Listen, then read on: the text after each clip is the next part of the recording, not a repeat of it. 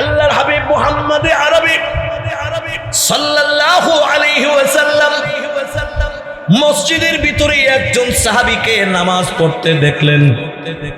আল্লাহর নবী বলছেন, সাল্লি ফা ইন্নাকা লাম তুসাল্লি। সাহাবীরে, নামাজ পড়ো, তুমি নামাজ পড়ো নাই। অথচ আল্লাহর নবী দেখলেন সে নামাজ আদায় করেছে, কিন্তু আল্লাহর নবী বলছেন তুমি নামাজ পড়ো, নামাজ পড়ো নাই। ওই সাহাবী আবার নামাজ আদায় করলেন। আল্লাহর নবী আবার বললেন, সাল্লি ফা ইন্নাকা লাম তুসাল্লি, তুমি নামাজ পড়ো, তুমি নামাজ পড়ো নাই। দ্বিতীয়বার নামাজ পড়লেন, আল্লাহর নবী বলেন তুমি নামাজ পড়ো নাই। আরে মুমিন, আল্লাহর নবী বলেন আবার তুমি নামাজ পড়ো, নামাজ পড়ো নাই। সে আবার নামাজ পড়লেন। এরপর আল্লাহর নবী আবারও বললেন, সাল্লি ফা ইন্নাকা লাম তুসাল্লি, তুমি নামাজ পড়ো নাই। সাহাবী ডাক দিয়ে বলে, ওগো আল্লাহর নবী, ওগো বিশ্ব নবী রাহমাতুল লিল আলামিন, আমি তো নামাজ পড়েছি, আপনি বলতেছেন আমি নামাজ পড়ি নাই। ওগো নবীজি, এখন আপনি বলেন আমি নামাজ কেমনে পড়ব? আল্লাহর হাবিব মুহাম্মদ আরবি সাল্লাল্লাহু আলাইহি ওয়াসাল্লাম আমার নবী ডাক দিয়ে বলেন, সাহাবীরে, এরকম ভাবে তুমি দাঁড়াও, আমি নামাজ পড়ি। আল্লাহর নবী নিজে 2 রাকাত নামাজ আদায় করলেন। আল্লাহর নবী নামাজ আদায় কইরা রাসূল বুঝায়া দিলেন, সাল্লু কামা রাআইতুমুনি উসাল্লি। এখন যেইভাবে আমাকে নামাজ পড়তে দেখেছো, তুমি এভাবে নামাজ পড়ো, তোমার নামাজটা নামাজ হবে। জোরে কোন সুবহানাল্লাহ। তাহলে এই কথার দ্বারা, এই হাদিসের দ্বারা পরিষ্কার হয়ে গেল, নামাজ পড়লেই নামাজ হয় না, রুকু দিলেই নামাজ হয় না, সিজদা দিলেই নামাজ হয় না, মসজিদে গিয়ে নামাজ পড়লেই নামাজ হয় না। নামাজটা যখন নামাজের মতো না হয়, রাসূলের পদ্ধতিতে নামাজ না হয়, সুন্নতের আলোকে নামাজ যদি না হয়, নামাজ পড়ি, নামাজ যদি মুহাম্মদুর রাসূলুল্লাহর নামাজের সাথে অ্যাডজাস্ট না হয়, মিল না হয়, তাহলে নামাজ নামাজ হবে না। কিয়ামতের ময়দানে বহুত নামাজি এমন হবে, হাসরের ময়দানে যারা বেনামাজি ওই বেনামাজির কাতারে 60 বছর নামাজ পড়নে ওলারাও বেনামাজির কাতারে দাঁড়াতে হবে। অথচ নামাজ পড়তে পড়তে পড়তে পড়তে কপালে দাগ পড়ছে, পায়ে কালো দাগ লাগছে, এরপরও আল্লাহ বলবেন যাও বেনামাজির কাতারে দাঁড়াও। তার মানে হচ্ছে নামাজ পড়ছে, নামাজ আল্লাহর কাছে কবুল হয় নাই, নামাজ নামাজের মতো হয় নাই, নামাজে আদব ছিল না, নামাজে একাগ্রচিত্তা ছিল না, নামাজ আল্লাহর জন্য ছিল না, নামাজ ছিল লোক দেখানো। এই জন্য নামাজ কবুল হয় নাই। তাহলে নামাজ পড়তে হবে আল্লাহর জন্য, নামাজ পড়তে হবে বিনয়ের সাথে, একাগ্রচিত্তার সাথে, তাকওয়ার সাথে, মনোযোগের সাথে, আল্লাহকে হাজির নাজির রাখা। এইভাবে যদি কেউ নামাজ পড়তে পারে, এই নামাজের সকল সমস্যার সমাধানও হবে। আল্লাহ যে আরেক জায়গায় বলছেন, ইন্নাস সালাতা তানহা আনিল ফাহশাই ওয়াল মুনকার, নামাজ তোমাকে সমস্ত পাপাচার থেকে বিরত রাখবে। এই নামাজ আমাকে পাপ কাজ থেকে বিরত রাখবে। যদি নামাজ পড়ার পরেও সুদ খাওয়া থেকে বাঁচতে পারি না, গোশ খাওয়া থেকে বাঁচতে পারি না, জিনা থেকে বাঁচতে পারি না, আমি মদ খাওয়া থেকে বাঁচতে পারি না, চোখকে হেফাজত করতে পারি না, বোঝা গেল আমার নামাজগুলি আল্লাহর কাছে কবুল হচ্ছে। আরো জোরে বলেন, নামাজগুলি কবুল হচ্ছে না। এই জন্য মুমিন, নামাজ পড়ো আল্লাহর জন্য, নামাজ পড়ো আল্লাহ রাব্বুল আলামিনকে খুশি করার জন্য। নামাজ হলো এমন একটা ইবাদত, নামাজের মাধ্যমে আল্লাহর মারিফত হাসিল হয়, নামাজে বান্দার অন্তর শীতল হয়, নামাজে দুনিয়ার সফলতা হয়, নামাজে পরকালে সফলতা হয়। এরে মুমিন, নামাজ আল্লাহর জাহান্নামের আগুন থেকে বাঁচার জন্য মাধ্যম হয়, নামাজ আল্লাহর জান্নাতে ঢোকার জন্য সহায়ক হয়। এই জন্যে আমরা নামাজ 5 ওয়াক্ত পড়তে হবে, নামাজ ছেড়ে দেওয়া যাবে না। নামাজ হলো এমন একটা ইবাদত, যার নামাজ ঠিক তার সব ঠিক, যার নামাজ ঠিক নাই তার কিছুই ঠিক নাই। আল্লাহর হাবিব মুহাম্মদ আরবি সাল্লাল্লাহু আলাইহি ওয়াসাল্লাম কিয়ামতের কঠিন ময়দানে আমার নবী বলছেন, আল্লাহ রাব্বুল আলামিন সর্বপ্রথম বান্দার কাছে নামাজের হিসাব চাইবে। বান্দারে, আমাকে নামাজের হিসাব দে। যেই বান্দা নামাজের হিসাব সর্বপ্রথম আল্লাহর কাছে দিতে পারবে, অন্য যত ইবাদতের হিসাব আছে সবগুলি আল্লাহ বান্দার জন্য সহজ করে দিবে। জোরে কোন সুবহানাল্লাহ। স্কুল, প্রাইমারি স্কুলে কোনো ছাত্র যখন পরীক্ষা দেয়, সর্বপ্রথম প্রশ্নটা যদি তার সুন্দর হয়, লেখাটা গুছানো হয়, তাইলে অন্য জবাবগুলি উস্তাদরা এত দেখে না, প্রথমটাতেই নির্ভর করে, প্রথমটা যখন সুন্দর হয়েছে, লেখাটাও যখন ভালো হয়েছে, বাকিগুলি ভুলে হবে, এটার উপর নির্ভর করে সবগুলি নম্বর তার জন্য সহজ হয়ে যায়, আসান হয়ে যায়। আর সর্বপ্রথম প্রশ্নতে যদি ভুল থাকে, কাটাকাটি থাকে, উস্তাদ সর্বপ্রথম দেখে তার মন নষ্ট হয়ে যায়, বাকিগুলি আরো ভালো করে দেয়। দেখতে দেখতে দেখতে একটু অবস্থা এমন হয় শেষ পর্যন্ত এরকম ভাবে নাম্বার 5 গুড়ার দিন, ঠিক নেই, তার জন্য হার্ড হয়ে যায়। তাইলে আমি আর আপনি কিয়ামতের ময়দানে সর্বপ্রথম আল্লাহ নামাজের হিসাব আমার কাছে চাইবে, নামাজের হিসাব। তাহলে নামাজের হিসাবটা যদি সহজ হয়, রোজা, হজ, যাকাত সবগুলি আমার জন্য সহজ হয়ে যাবে। তাহলে আমি আর আপনি আমার নামাজটাকে আগে ঠিক করতে হবে। যারা বললে আগে ঠিক করতে হবে কি? নামাজ আগে ঠিক করতে হবে। কিন্তু বড় আফসোসের বিষয় হলো, এখনো পর্যন্ত 70 বছর বয়স হয়েছে, এখনো পর্যন্ত নামাজ ঠিক করতে পারি নাই। এরে মুমিন, যার নামাজ ঠিক হয়েছে তারা আল্লাহর সঙ্গে কালেকশন হয়ে গেছে। যে ব্যক্তি আল্লাহর জন্য নামাজ পড়ে, এরে মুমিন, এই ব্যক্তির নামাজ যদি আল্লাহর কাছে কবুল হয়, এই ব্যক্তিকে 5 ওয়াক্তের নামাজ পড়া আল্লাহ তার জন্য সহজ করে দেয়। সুবহানাল্লাহ, জোরে কোন। নামাজি ব্যক্তি অরিজিনাল নামাজি যারা, যার নামাজ আল্লাহর কাছে ভালো লাগে, যার সেজদাটা আল্লাহর কাছে কবুল হয়, যার সেজদাটা আল্লাহর কাছে পছন্দ হয়, এই বান্দাকে আল্লাহ তার জীবনের অধিকাংশ সময় মসজিদের ভিতরে বেশি থাকার ব্যবস্থা করে দেয়। সুবহানাল্লাহ, জোরে কোন। আর আমরা দেশের একদম নামাজি আছে, মসজিদের ভিতরে কোন রকম গিয়া 1 রাকাত আর 2 রাকাত পাইব, সবার শেষে ঢুকবো, নামাজ শেষ, ইমাম সাহেবের মোনাজাত ফালাই দিয়েছে, ইচ্ছা মসজিদকে বাইরে বলে, ঠিক নেই। মানে মসজিদের ভিতরে ঢুকলে ওনার শরীরের মধ্যে আগুন লেগে যায়, মসজিদের ভিতরে ওনার মন টিকে না। এমন মুসল্লি কোয়ালিটি আমরা দেশে আসেনি, কন্যা করে আরো জোরে কোন আছে না নাই? আমি ছোট্ট একটা এক্সাম্পল, আল্লামা জাকারিয়া সাহেব রহমাতুল্লাহ আলাইহি শেখুল হাদিস ওনার কিতাবে একটা ঘটনা উল্লেখ করেছেন। একটা যুবক ছেলে, অল্প বয়সের ছেলেটা কুলির কাজ করে। কিসের কাজ করে? কুলির, মানুষের মালামাল আনা নেওয়া করে। তো এই ছেলেটা একজন প্রতাপশালী লোক, পয়সাওয়ালা লোক, মালামাল বাজার কইরা তাকে বলছে, এই ছেলে তুমি আমার মালামালটা বাড়িতে নিয়ে দিবা। বলে ঠিক আছে, অসুবিধা নেই, দেন আপনার মালটা আমি বাড়িতে নিয়ে যাব। আমার মালগুলি তুমি যে নিয়ে দিবা বাড়িতে, তোমাকে তার বিনিময়ে কত দিতে হবে? এই যুবক নামাজি ছেলেটা বলতেছে, আপনি আমাকে যত ইচ্ছা দিয়েন, আমি আপনার কাছে কোনো চাহিদা নেই, যা ইচ্ছাটা আমাকে আপনি দিয়েন।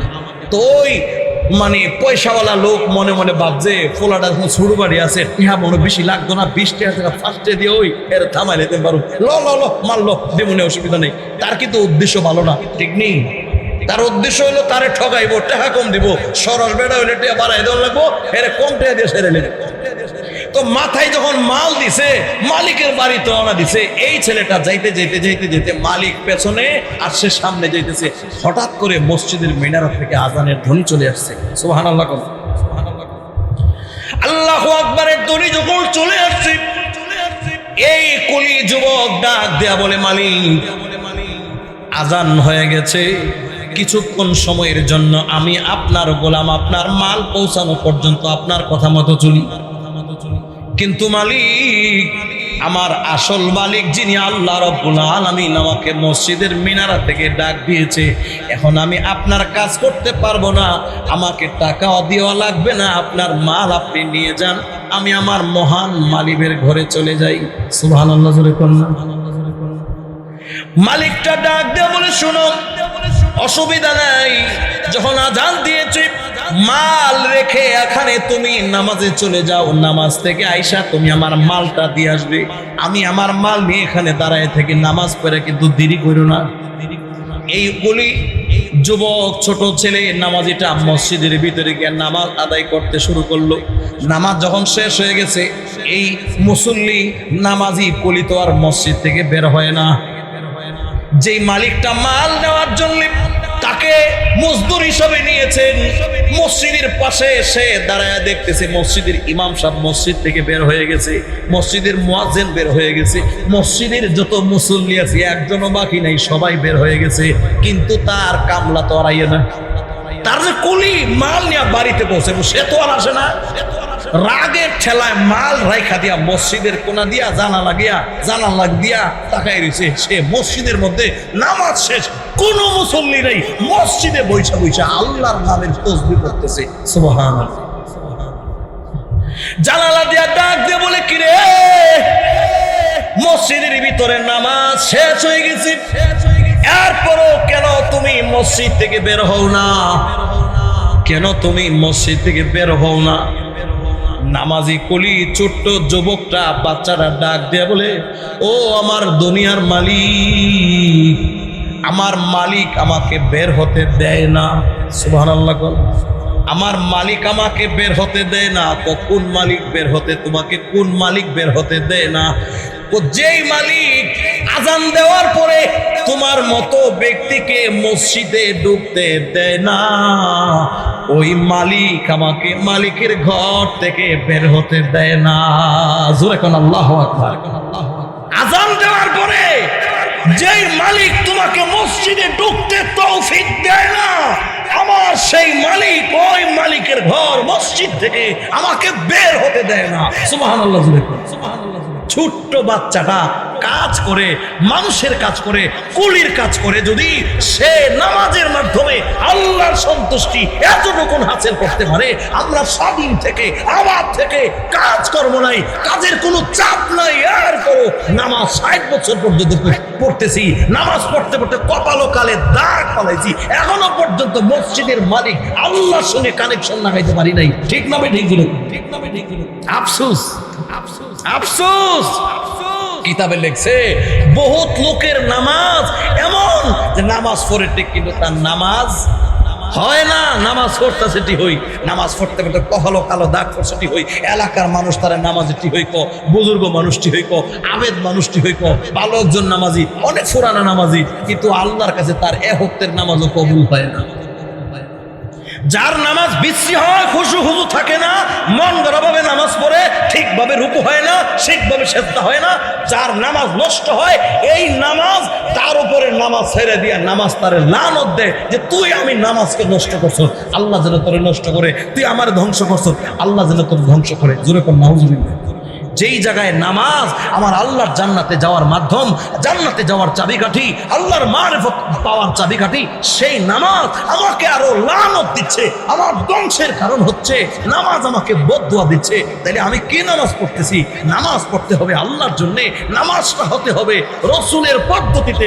সাল্লু কামা রাআইতুমুনি উসাল্লি। এই জন্য ভাইও আসুন, নামাজ এতদিন পর্যন্ত পড়েছি, জানি না আমার নামাজ কি একটা ওয়াক্ত কবুল হয়েছে কিনা। যার নামাজটা আল্লাহর কাছে কবুল হবে, এই নামাজির নামাজের মধ্যে এমন মজা পাবে, যার নামাজ আল্লাহর কাছে কবুল হবে, যেই ব্যক্তির রুকু সেজদা আল্লাহর কাছে কবুল হবে, ওই ব্যক্তি মসজিদে ঢুকলে মসজিদ থেকে বের হতে মন চাইবে না। জোরে বলেন ঠিক নেই? আর যারা মসজিদে ভিতরে ঢুকতে মন চায় না, বলে আজান মাত্র দিল, আরে এখন এত তাড়াতাড়ি মসজিদে যায় কি করবো, তার মানে হইলো মসজিদে যাইতে হই, মসজিদের মালিকের সঙ্গে এখনো তার কানেকশন হয় নাই, এখনো কানেকশন হয় নাই। আর যারা নামাজ আল্লাহর কাছে কবুল হয়, নামাজের মাধ্যমে আল্লাহর মারিফত পাইছে, আল্লাহর সঙ্গে সুসম্পর্ক কায়েম করেছে, নামাজের তিলাওয়াতের মাধ্যমে আল্লাহর সঙ্গে কথা বলতে পারছে, এই সমস্ত ব্যক্তিগুলি মসজিদে যাওয়ার পরেও কোনো কাজ না থাকে, বিশেষ জরুরত ছাড়া মসজিদ থেকে বের হয় না। আসরের নামাজ পড়া মসজিদে তাসবিহ পড়তে থাকে, মাগরিবের নামাজ পড়া আওয়াবিন পড়ে, মাগরিবের নামাজের পরে আওয়াবিনের নামাজ পড়ে, তাসবিহ তাহলিল পড়ে, আসরের নামাজে গেলে মসজিদ থেকে এসা না পড়ে আর বের হয় না। ঠিক নেই? কিন্তু আমাদের দেশের অধিকাংশ মুসল্লি হইল নামাজের জন্য মা আসরের সময় ঢুকছে, নামাজের সালাম ফিরাইয়া সাথে সাথে আকাশ আলী ডুহানো চা খাইবার লাগি, ফান খাইবার লাগি, মসজিদ থেকে বাইরে গিয়ে ঢুকছে, চা খাইতো আর ফান খাইতো গিয়া টেবিল দিকে যে চাইছে, বেটার সার কথা মন নাই, চা জুড়াইছে, বেটার চাওয়া মিশতেই কথা কন না করে। আগের যুগে দেখতাম যুবকরা টিভি দেখতো, কিন্তু আফসোস লাগে এখনের যুগে যুবক না, বুড়া বুড়া দাড়ি ওলা বেড়ায়, 50 বছর 60 বছর 70 বছর হয়েছে মসজিদের ভিতরে, এই মসজিদ থেকে বাইরে দৌড়ে গিয়ে আকাশের দোয়ানো গিয়ে টেলিভিশনের দিকে দিয়ে গিয়ে আটকে গেছে। আমার উচিত ছিল আমি কেন বাহিরে যাব, আমি দুনিয়ার কাজে কেন যাব, নামাজ আমি আদায় করেছি, এখন কোনো কাজ নাই, মসজিদে বসে বসে সুবহানাল্লাহ 100 বার, আলহামদুলিল্লাহ 100 বার, আল্লাহু আকবার 100 বার, এই তাসবিহগুলি যদি আমি পড়তে পারি আল্লাহ আমাকে দামি বানায় দিবে। সুবহানাল্লাহ, আল্লাহর প্রশংসা, জোরে বলেন সুবহানাল্লাহ। সুবহানাল্লাহ কার প্রশংসা? আল্লাহর প্রশংসা। কিতাবে লেখছে কেউ যদি আল্লাহর প্রশংসা বেশি বেশি করে, সুবহানা রাব্বিয়াল আ'লা, অথবা সুবহানাল্লাহ, আল্লাহ পবিত্র, আল্লাহ পবিত্র, যে আল্লাহর পবিত্রতা বেশি বেশি মানে এরকম ভাবে বলতে থাকে, আল্লাহ তাআলা তাকে এরকম ভাবে পবিত্র বানায় দেয়, আল্লাহ তাআলা তাকে এরকম ভাবে পরিষ্কার বানায় দেয়, সাফ সুতরা বানায় দেয়। যে আল্লাহ মানে আলহামদুলিল্লাহ, আল্লাহ শুকর বেশি বেশি করে, আল্লাহ তাআলা তাকে তার প্রশংসিত বানায় দেয়। বলেন না সুবহানাল্লাহ। যে আল্লাহর বরত্ব বেশি বেশি পড়েন করে, যে আল্লাহ সবচাইতে বড়, আল্লাহু আকবার, আল্লাহু আকবার, আল্লাহু আকবার, আল্লাহ সবচাইতে বড়, আল্লাহর বরত্ব যে প্রমাণ করে, আল্লাহ তাআলা দুনিয়ার মানুষের সামনে তারে বড় বানায় দেয়। সুবহানাল্লাহ কর না? তাহলে সুবহানাল্লাহ, সুবহানাল্লাহ, সুবহানাল্লাহ যে বেশি বেশি পড়ে, পবিত্র আল্লাহর পবিত্রতা বর্ণনা করে, আল্লাহ তাআলা তাকে দুনিয়ার মানুষের, দুনিয়ার যত দোষ ত্রুটি আছে এইগুলি থেকে আল্লাহ তারে পবিত্র বানিয়ে দেয়। তাহলে আল্লাহর নামের তাসবিহ সুবহানাল্লাহ, সুবহানাল্লাহ বেশি বেশি পড়বার দরকার আছে না নাই? আলহামদুলিল্লাহ, আলহামদুলিল্লাহ, সকল প্রশংসা আল্লাহর জন্য, সকল প্রশংসা আল্লাহর জন্য। এই তাসবিহ যারা বেশি বেশি পড়ে, আল্লাহ তাআলা তারে দুনিয়ার মানুষের সামনে তারে আল্লাহ প্রশংসিত বানায় দেয়। আল্লাহু আকবার, আল্লাহু আকবার, আল্লাহ সবচেয়ে বড়, আল্লাহ সবচেয়ে বড়।